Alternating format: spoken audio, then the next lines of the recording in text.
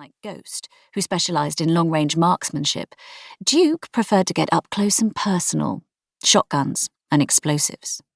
He responded to Ginger with a big toothy smile. "Practice," he gave her a hearty slap on the back, and she felt her stomach heave. "Makes perfect, right? Maybe if you spent more time drinking and less time writing in that journal of yours, you'd be able to keep up." Ginger rolled her eyes and pointed at the other empty seat in front of them. "Where's the new guy?" Ghost and Duke shrugged in unison.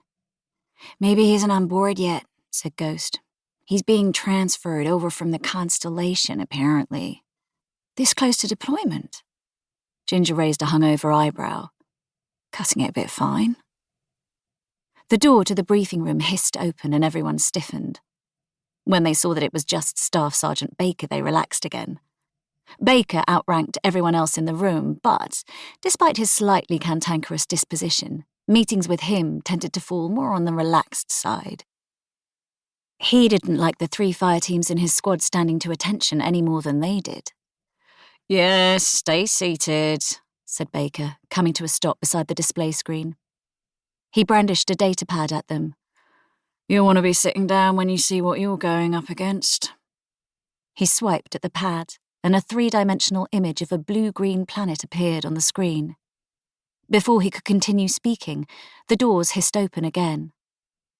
A young man of about 18 years of age burst into the room, looking wide-eyed and out of breath.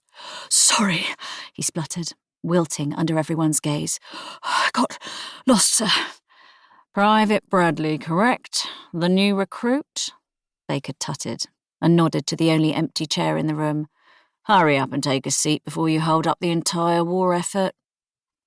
"You have got to be kidding me," Ginger whispered to Ghost. "Look at him. He's as green as they get. What the hell's he doing with us?" "Everyone's green, remember?" Ghost sounded almost as pissed off as she did. "Most of the UEC's armed forces have barely seen combat with other humans, let alone whatever we're going to find out here. Still, you're right. They could have sent somebody a little more experienced to replace Yates." Ginger bristled at the name. Yates had been the sergeant before her. It was his death back on New Eden, the last planet humanity tried colonising, that had led to her taking over as leader of Fireteam Sigma. "He'll be dead in 5 minutes. Then you won't have to worry about him for very long," Ghost replied. Duke shuffled his chair to one side so that Private Bradley could squeeze his apologetic way through to the front. A few of the privates from Fireteams Tau and Upsilon smirked as he sat down. "This," Baker continued, pointing at the planet, "is Arks. Command have renamed it New Terra. Some of the more observant of you will have noticed we've been sitting just outside of its orbit for the past 34 hours. Ladies and gentlemen, you're looking at humanity's new home." "That's what they said last time." The cocky voice belonged to Private Jackson over in Tau. "I don't see why we couldn't just take New Eden. Who cares about some dumb little alien reservation anyway?" Ginger rolled her eyes. Unlike Jackson, she'd actually been down to New Eden and met some of those dumb little aliens firsthand.